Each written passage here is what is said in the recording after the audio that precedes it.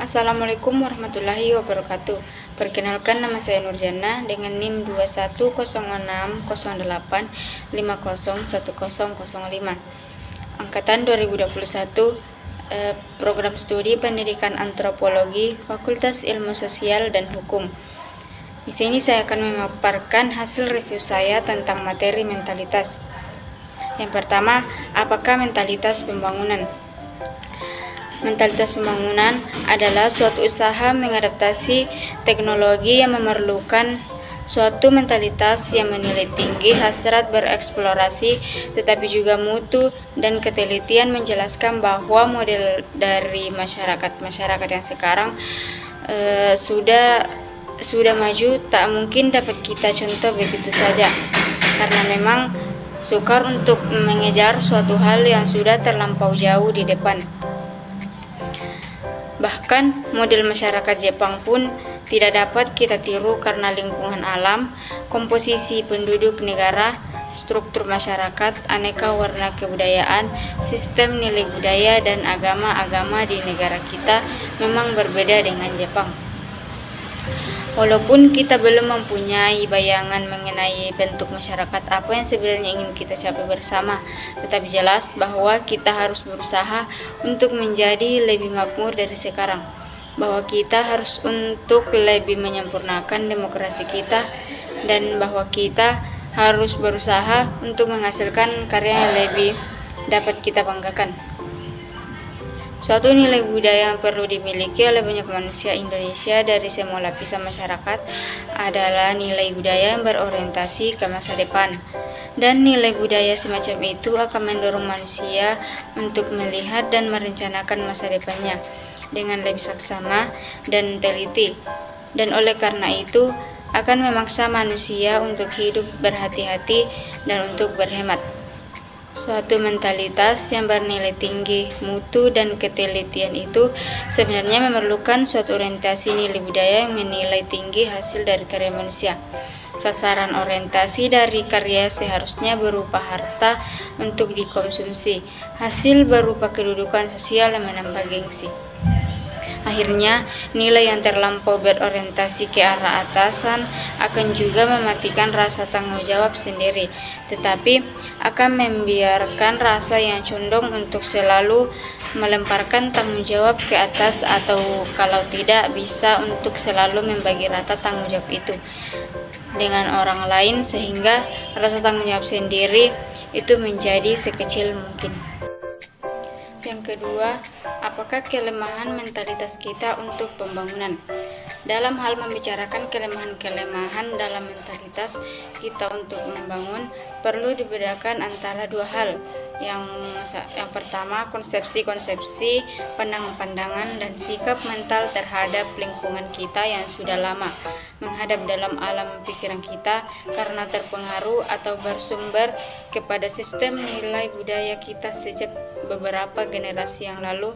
Dan yang kedua, konsepsi-konsepsi, pandangan-pandangan, dan sikap mental terhadap lingkungan kita yang baru timbul sejak zaman revolusi dan yang sebenarnya tidak bersumber pada sistem nilai budaya kita. Mentalitas petani tidak bisa berspekulasi tentang hakikat dari hidup, dari karya dan hasil karya manusia. Dan apabila kita bertanya mengenai hal-hal itu, mereka akan terlihat terheran-heran dan akhirnya ialah bahwa manusia itu bekerja keras untuk makan, suatu hal yang tidak cocok dengan jiwa pembangunan. Dalam hal ini adalah bahwa konsep terurai di atas tidak bersumber kepada suatu nilai budaya yang berorientasi terhadap hasil karya manusia itu sendiri, tetapi hanya terhadap amal dari karya. Mentalitas petani mempunyai persepsi waktu yang terbatas. Irama waktu ditemukan oleh cara-cara adat untuk memperhitungkan tahap-tahap aktivitas pertanian dalam lingkungan waktu. Sebagian besar dari keputusan-keputusan penting dan arah orientasi hidup petani ditentukan oleh keadaan masa kini. Konsep mengenai pengaruh nasib yang amat kuat dan mentalitas petani Indonesia pada umumnya bersumber kepada suatu nilai budaya yang tidak aktif terhadap alam sekelilingnya. Namun, petani Indonesia itu biasanya tidak merasa tunduk terhadap alam. Sebaliknya, mereka juga tidak merasa mampu untuk menguasainya. Yang ketiga, apakah kelemahan mentalitas kita yang timbul sesudah revolusi? Suatu revolusi fisik telah berhasil mencapai suatu tahap yang konkret dalam proses pembentukan bangsa kita, ialah suatu negara yang berdaulat, suatu rasa harga diri sebagai bangsa, dan suatu hasrat untuk bersatu sebagai landasan kuat guna pembinaan lebih lanjut dari proses mengintegrasikan kebudayaan nasional Indonesia. Sebaliknya, revolusi kita serupa dengan revolusi yang pernah terjadi dalam sejarah manusia, telah membawa akibat-akibat pasca revolusi berupa kerusakan-kerusakan fisik dan mental dalam masyarakat bangsa kita. Suatu revolusi pertama-tama mematahkan kontinuitas kehidupan masyarakat dengan konsekuensi timbulnya improvisasi dari pola-pola kehidupan baru yang tidak mantap dan yang menimbulkan keraguan dalam suatu kehidupan tanpa pedoman. Dalam masa sesudah revolusi, kalau kemerdekaan formal sudah tercapai, timbul banyak masalah lain, dan biasanya dengan segera mulai suatu proses yang oleh para ahli ilmu politik sering disebut proses dekolonisasi. Dalam proses itu, norma-norma serta peraturan-peraturan lama yang dianggap feodal atau kolonial dijebol dengan maksud untuk diganti dengan norma-norma dan peraturan-peraturan yang baru. Masalah pasca revolusi dan proses dekolonisasi yang dalam negara hitung terlampau lama telah mengakibatkan bahwa usaha untuk merehabilitasi prasarana ekonomi diabaikan, dan jalan-jalan, jembatan-jembatan, peralatan kereta api, terusan-terusan, pelabuhan-pelabuhan, dan sebagainya menjadi semakin rusak.